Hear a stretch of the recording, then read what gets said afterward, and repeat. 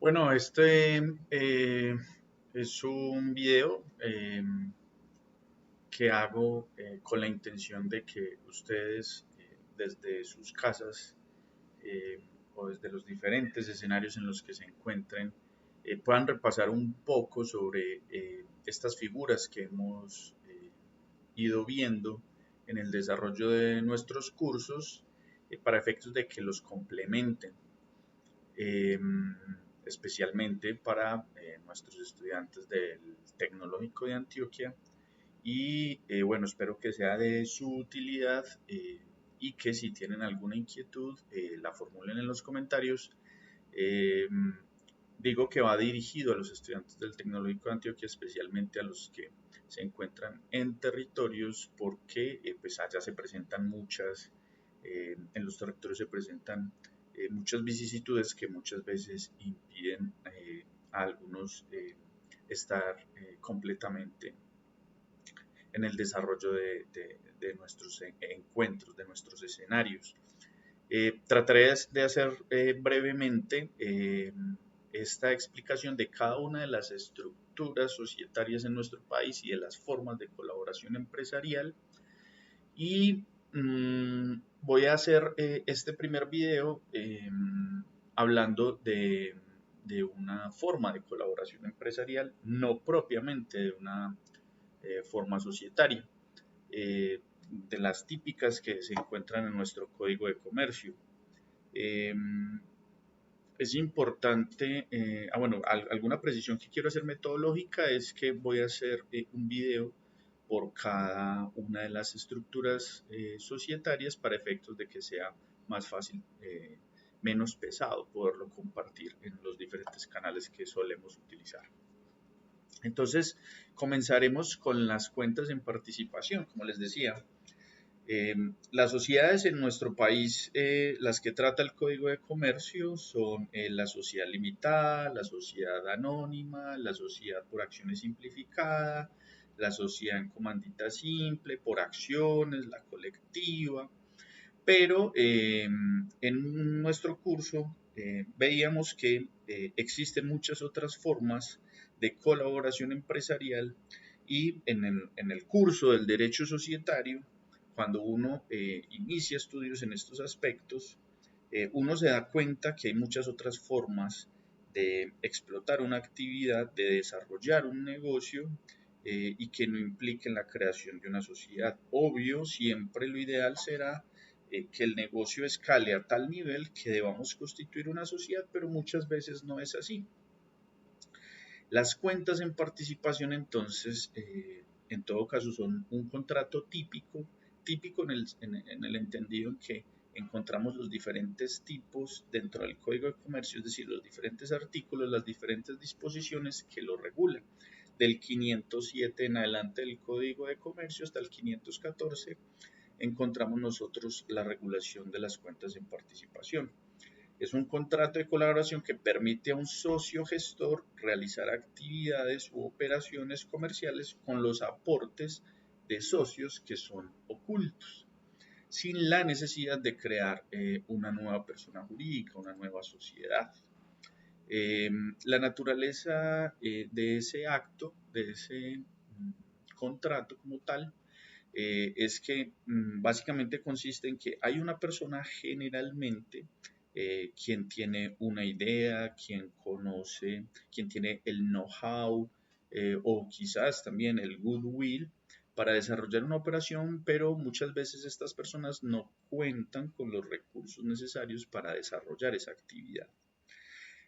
Aquí vale la pena aclarar que en mi oficina muchas veces las personas se han acercado queriendo preguntar por cómo crear una sociedad, qué tipo de sociedad es más conveniente, si una SAS, una limitada, en fin.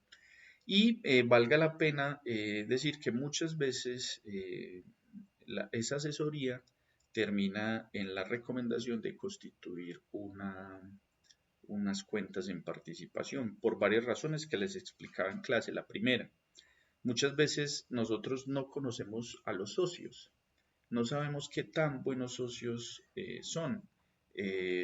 Una buena forma de conocer a los socios es inicialmente a través de un contrato de cuentas en participación. Pero el contrato de cuentas en participación tiene varias ventajas. Una, pues no es necesario constituir una sociedad como tal, lo que la hace más expedita, la hace más rápido el proceso para iniciar la actividad de explotación comercial. Como no requiere inscripción en el registro mercantil, porque es un contrato absolutamente privado, pues entonces no se requieren escrituras públicas y otras actividades que hay que desarrollar que veremos en su momento para efectos de la constitución de una sociedad.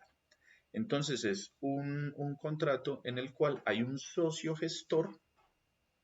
Ese socio gestor, también conocido como el partícipe activo, es la persona que se encargará de desarrollar la actividad. La actividad, claramente, el objeto del negocio tiene que estar claramente identificado dentro de ese contrato de cuentas en participación. Hay que determinar los aportes de cada socio.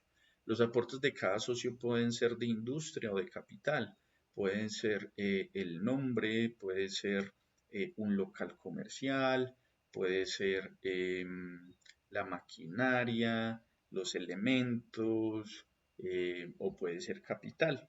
De manera que los aportes, siempre que sean estimables en dinero, pueden ser de diferente tipo. Puede ser el trabajo personal de una persona, disculpen la aparente redundancia, pero pues hay trabajos que pueden hacerse delegados, por eso me refiero a que el trabajo personal. Eh, o incluso puede ser aportar el trabajo de otros a su cargo. Eh, Hay que claramente identificar cuál es el método de distribución de las utilidades y de las pérdidas, en qué periodo se van a liquidar, cuál es la responsabilidad que tienen los socios específicamente en lo que tiene que ver con los aportes. Resulta que esos socios que no son ni el partícipe activo ni gestor, es decir, los socios que son ocultos, así se denominan o también se denominan como partícipes no gestores, o como partícipes inactivos. Estas personas generalmente suelen ser quienes colocan el capital para que el partícipe activo desarrolle la actividad. Las ventajas entonces, además de las que ya mencionaba antes en esta materia, es que el socio oculto puede aportar dinero, bienes o derechos al socio gestor sin necesidad de constituir entonces una sociedad, y para ellos tiene una ventaja en el sentido en que no hay una responsabilidad sino hasta el monto de sus aportes, es decir, ellos no responden por ninguna de las obligaciones, deudas o deberes contraídos de la actividad comercial frente a terceros. Solo el socio gestor asume entonces la responsabilidad ante terceros y los socios ocultos pues se limitan a realizar sus aportes, a asumir las pérdidas y claramente en caso de que hayan utilidades, pues tendrán derecho en la proporción convenida a disfrutar de esas utilidades. Eh, ese, digamos que hay que ser muy claros, eso trato de ser siempre insistente en ello, en que hay que identificar cuáles son los periodos de liquidación. Es decir, vamos a poner un ejemplo.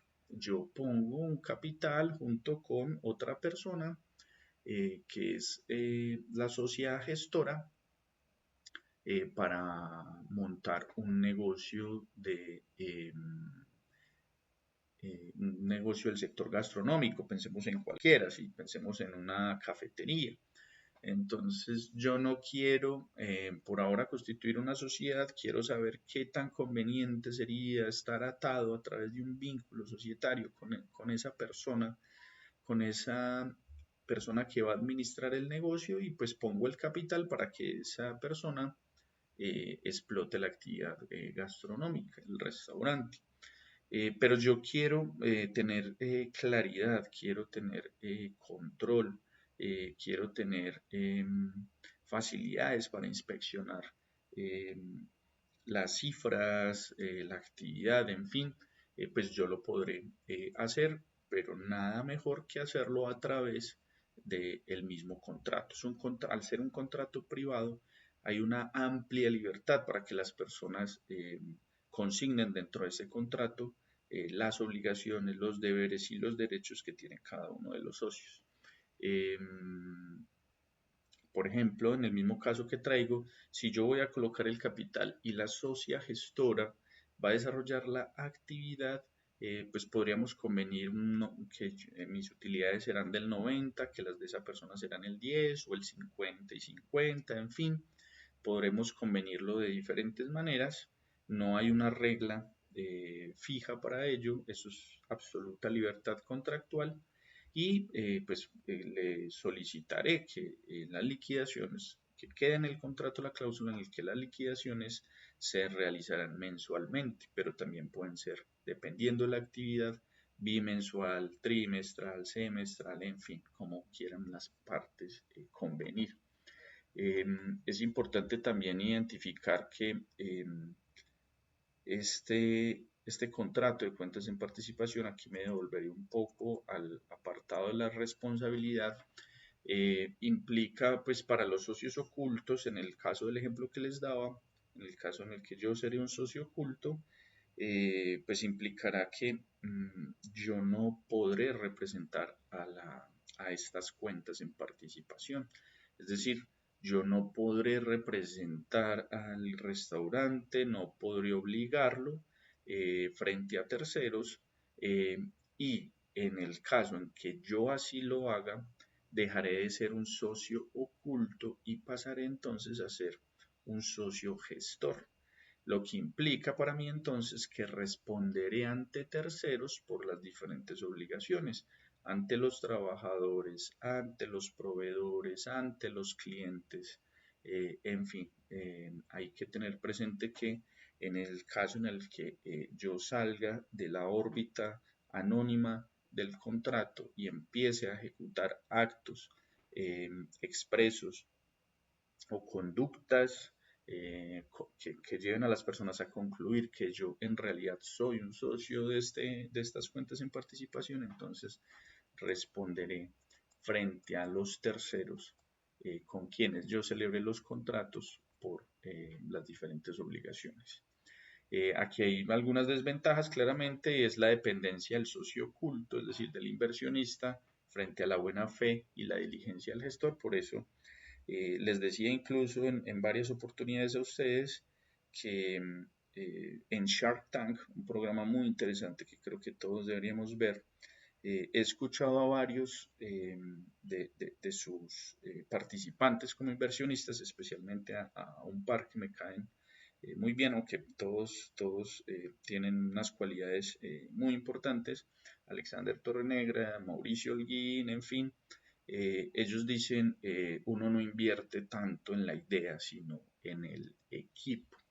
Entonces, pues es importante saber a quién le vamos a invertir. Puede que la idea y puede que el negocio sea muy bueno, pero lo más importante es conocer las cualidades morales y, y del socio y pues sus cualidades claramente como emprendedor. Eh, eso es lo más importante, porque no es infrecuente encontrarse con casos en que hay una buena oportunidad de negocio, pero pues el socio gestor no le dedica el tiempo suficiente, no se dedica exclusivamente a ese negocio o en realidad no tenía el conocimiento ni los contactos necesarios para llevar adelante la actividad. El contrato de cuentas en participación, al ser un contrato privado, en sus cláusulas puede establecerse en las formas de terminación. Se puede terminar el contrato pues, por mutuo consentimiento, por las causales contractuales que las partes pacten o por la cesación pues, de la actividad o el vencimiento de los plazos del contrato, porque muchas veces las cuentas en participación se establecen, por ejemplo, y es un caso que les había dado en alguna ocasión a algunos de ustedes, para importar tapabocas, ¿sí? O para desarrollar actividades comerciales que tienen ciclos muy cortos. Una vez se termina la actividad propia, las cuentas en participación, entonces finaliza el contrato. Espero haber abarcado todos los aspectos importantes en este asunto. Obviamente debo aclarar que esta actividad implica eh, el cumplimiento de los demás requisitos que deba tener el restaurante para efectos de poder operar, las licencias, los permisos, la constitución del establecimiento de comercio, el registro, en fin, el cumplimiento de las obligaciones laborales, comerciales, civiles, ante las diferentes autoridades ambientales, de ser necesarias. Eh, no es óbice, pues, para omitir eh, las, las diferentes obligaciones, pero frente a los socios ocultos entonces existe una protección jurídica en términos de la responsabilidad. Espero que les haya sido útil este video y si tienen alguna inquietud, alguna pregunta, no duden en formularla a través de los comentarios. Un abrazo.